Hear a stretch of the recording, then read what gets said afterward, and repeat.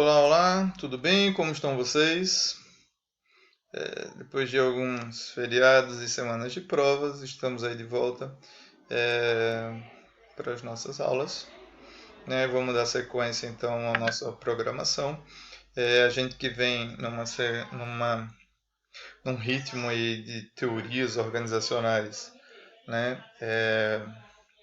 Interessante, falamos sobre desenvolvimento organizacional e é uma teoria que nos mostra a importância do desenvolvimento não só como mudanças dentro da organização, mudanças técnicas e práticas dentro da organização, mas mudanças como o entendimento de que pessoas, que não adianta apenas ter tecnologia para gerar novos resultados, se não temos pessoas que entendam a importância dessas novas tecnologias, mas também que a gente não tenha na empresa um olhar mais sensível, né, aos interesses, às motivações, às mudanças sociais que acabam influenciando o comportamento das pessoas dentro das organizações. Então a gente, a partir dessa noção de desenvolvimento organizacional, passa a aprender que não se trata apenas de mudanças, mas de um processo de aprendizagem, um processo de readequação, de mudanças em diferentes níveis que precisam ser aprendidos, experienciados para gerarem novas práticas, né, dentro da organização. Então a gente observa que isso tem a ver como é, todos dentro de uma organização se modificam ou aceitam ser modificados à medida que passam a entender as diferenças ou as melhorias de novos entendimentos de mundo, de novos é, visões de mundo e até mesmo a partir do momento que a gente aceita como novas tecnologias, novas práticas podem desenvolver, né, melhores processos gerenciais e alcançar melhores resultados dentro de uma organização, mas também das nossas vidas pessoais. Ah, isso, por outro lado, ou seguindo, a gente viu que pode ser facilitado dentro de uma necessidade das estratégias das organizações a partir de uma cultura organizacional favorável, ou seja, a partir de um conjunto de valores, de mitos, de saberes, de símbolos, de signos que acabam estabelecendo o nosso entendimento do que é certo e o que é errado de fazermos dentro das organizações, né? Isso pode ajudar nesse desenvolvimento organizacional, né? A cultura como uma variável, né, da gestão das organizações pode servir como uma arma estratégica para regular a prática das pessoas, para aprender e aceitar, né, os objetivos de uma organização como é, o norte, né, para que cada grupo, os diferentes atores sociais dentro desse sistema aberto que é uma organização, atuem buscando o seu melhor para os seus objetivos, mas que considerem sempre os objetivos da organização como principal. Né? Ou mesmo quando a gente enxerga a cultura como uma estrutura mais ampla e que a organização é um campo, um espaço, é um espaço de manifestação dessa cultura, a gente começa a ver como cada identidade social, como cada ator social no seu entendimento de mundo ou nas suas diferentes objetivos e princípios acabam se relacionando ali dentro daquele ambiente, entendendo que aquele ambiente é um ambiente que favorece, que pode favorecer as pessoas a alcançar o seu objetivo pessoal a partir ou à medida em que todos colaboram para o alcance dos objetivos dessa organização. Então a gente observa que dentro dessas três, né, porque duas teorias de cultura organizacional, ou pelo menos duas abordagens teóricas para uma cultura organizacional e uma abordagem teórica para o desenvolvimento organizacional, a gente observa que a gente está falando de relações entre pessoas e relações entre pessoas e organizações. Então a gente fala sobre visões de mundos diferentes, objetivos pessoais particulares diferentes, mas a gente fala de objetivos coletivos. Então, dentro desse contexto de pessoas querendo coisas diferentes, mas tendo que se juntar para cumprir um objetivo central da organização como meio, né, para também conseguir os seus recursos, a gente está falando de dois exemplos diferentes de negociações da vida, de regulação da vida. A gente está falando de como nós somos políticos por natureza social. Ou seja, nós negociamos o tempo inteiro, né, aquilo que podemos, que queremos, que acreditamos que devemos fazer, né? Abrimos mão, concedemos ou exigimos, né, em certos momentos. Ou seja, nós praticamos uma vida social que ela é política. E essa negociação ela é cheia desses altos e baixos, de fazer concessões, de impor objetividades, né? Então essa vida política é uma vida também, essa relação política é uma relação também de poderes.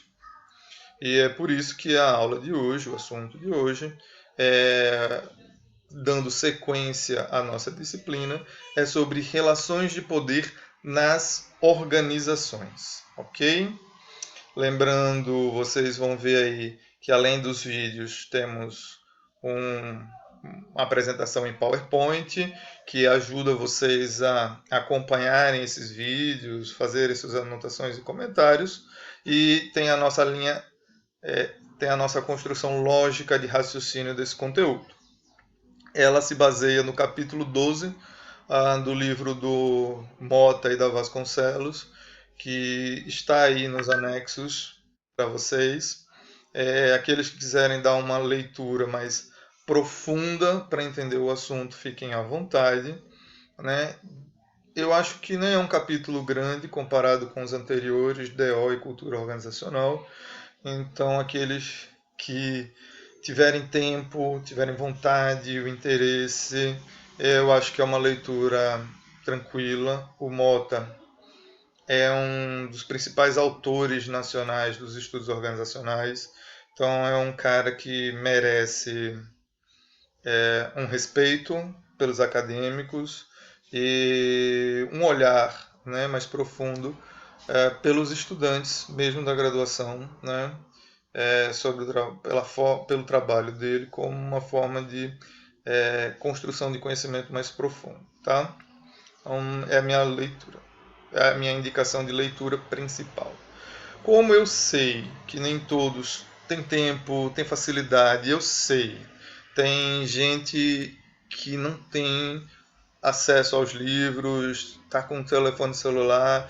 Eu estou sensível a isso, eu sei disso, tá?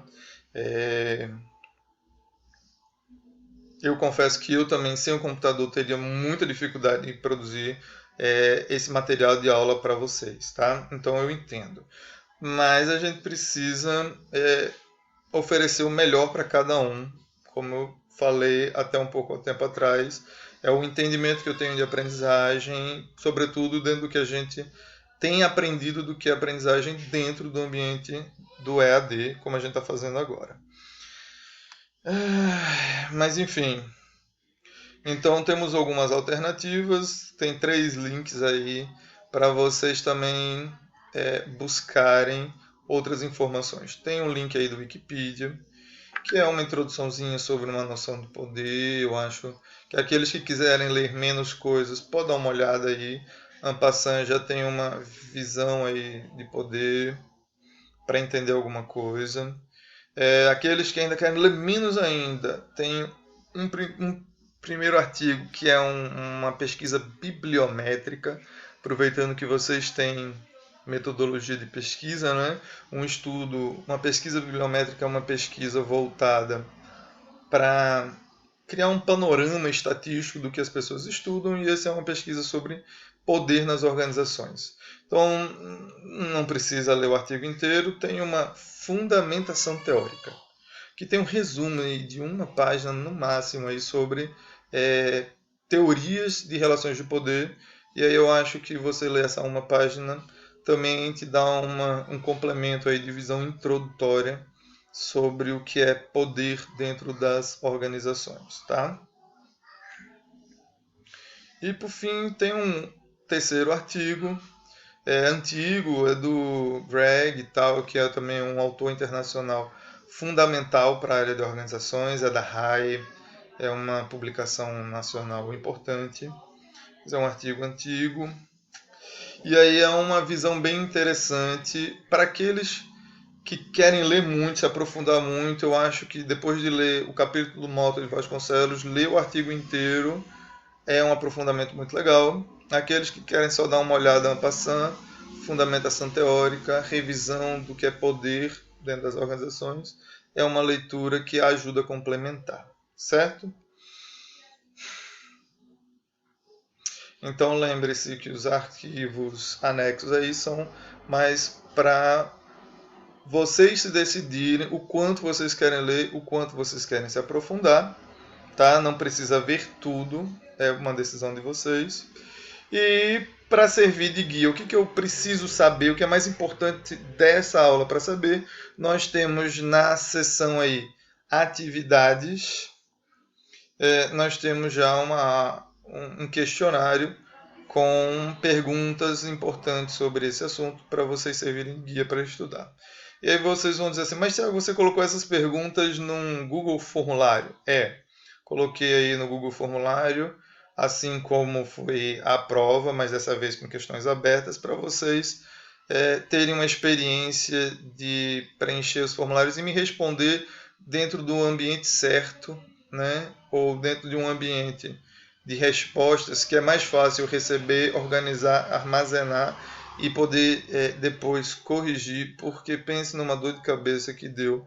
Tinha a atividade de vocês sendo entregues de tudo quanto é jeito, de tudo quanto é qualquer lugar.